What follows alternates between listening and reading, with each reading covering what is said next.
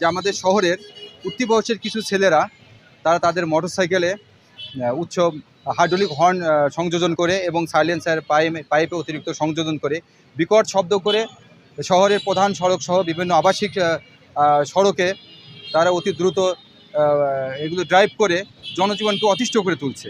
এরই প্রেক্ষিতে আমরা আমাদের বগুড়া জেলার মাননীয় পুলিশ সুপার জনাব শাহাদাত হোসেন পিপিএম স্যারের নির্দেশনায় আমরা এদের পিছনে কাজ শুরু করি।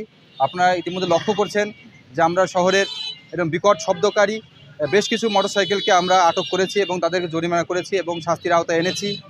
পরবর্তীতে আমরা লক্ষ্য করছি যে আসলে শুধুমাত্র রাস্তা থেকে মোটরসাইকেলগুলোকে আটক করে শুধু এগুলো নিয়ন্ত্রণ করা সম্ভব নয়।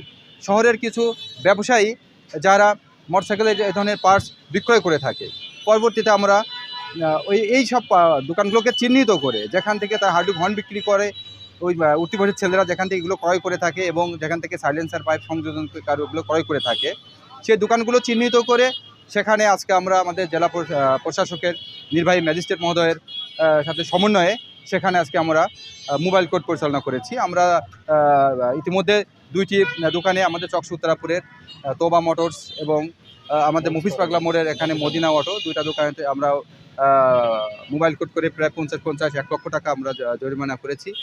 আমরা শহরের সব উঠতি বয়সী ছেলেদের কাছে এবং আমরা সুধী সমাজের কাছে আমরা এটা মেসেজ পৌঁছে দিতে চাই যে শহরে যারা আপনাদের সন্তানদেরকে মোটরসাইকেল কিনে দিচ্ছেন, প্লিজ দয়া করে তাদের মোটরসাইকেলকে সংযুক্তভাবে চালাতে বলবেন। এই মোটরসাইকেলগুলোতে যেন তারা উচ্চ শব্দকারী হর্ন এবং সাইলেন্সার পাইপ এগুলো ব্যবহার না করে, আপনারা তাদের দিকে এগুলো খেয়াল রাখবেন।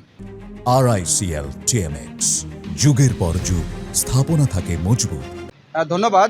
আপনারা ইতিমধ্যে দেখছেন যে আসন্ন জাতীয় ত্রয়োদশ জাতীয় সংসদ নির্বাচন উপলক্ষে আমরা আমাদের অ্যাক্টিভিটিস অনেকটা বাড়িয়ে দিয়েছি। বিশেষ করে শহরে যারা উঠতি বয়সের ছেলেরা মোটরসাইকেল রাফ অ্যান্ড টাফ চালিয়ে শহরটাকে বিশৃঙ্খল পরিস্থিতি নিয়ে আসতে চাচ্ছে এবং একটা আতঙ্ক সৃষ্টি করতে চাচ্ছে, আমরা অবশ্যই তাদেরকে আমরা আইনের আওতায় নিয়ে এসেছি এবং আরও নিয়ে আসতেছি। এবং তাদের প্রতি আমাদেরকে একটি বার্তা যে আপনারা আইন মেনে এবং সুন্দর মতো আপনার মোটরসাইকেল ড্রাইভ করেন, আপনারা হেলমেট পরিহিত অবস্থায় এবং মোটরসাইকেলটা শোরুম থেকে যেরকম দিচ্ছে ওরকমভাবে মোটরসাইকেলটা আপনারাকে ব্যবহার করেন। অতিরিক্ত কোনো পার্টস সংযোজন করবেন না, অতিরিক্ত কোনো হাইড্রোলিক হর্ন ব্যবহার করবেন না, অতিরিক্ত বিকট শব্দকারী সাইলেন্সার পাইপ ব্যবহার করবেন না। মূলত তাদের প্রতি আমাদের এই মেসেজটি রইল। ধন্যবাদ আপনাদেরকে। আসলে সাম্প্রতিক সময়ে আমরা লক্ষ্য করতেছি বগুড়া যে আমাদের শহর রয়েছে সেখানে দেখা যাচ্ছে যে মোটরসাইকেল, বিশেষ করে মোটরসাইকেলে অতিরিক্ত পার্টস সংযোজন করে হাইড্রোলিক হর্ন লাগিয়ে এবং সাইলেন্সারে অতিরিক্ত পার্টস সংযোজন করে শব্দ দূষণ, অতিরিক্ত পরিমাণে শব্দ দূষণ হচ্ছে। এবং আমাদের যারা পুলিশ সদস্য রয়েছেন, ট্রাফিক সার্জন রয়েছেন, তারা রেগুলারই কিন্তু এগুলো পর্যবেক্ষণ করছে এবং মামলা দিচ্ছে, কিন্তু আসলে এটা নিয়ন্ত্রণের বাইরে চলে যাচ্ছে। তখন আমরা বুঝতে পারলাম যে এটা আসলে যেখান থেকে বিক্রি হয় মূলত সেখানেই আসলে আমাদের নিয়ন্ত্রণ করা দরকার।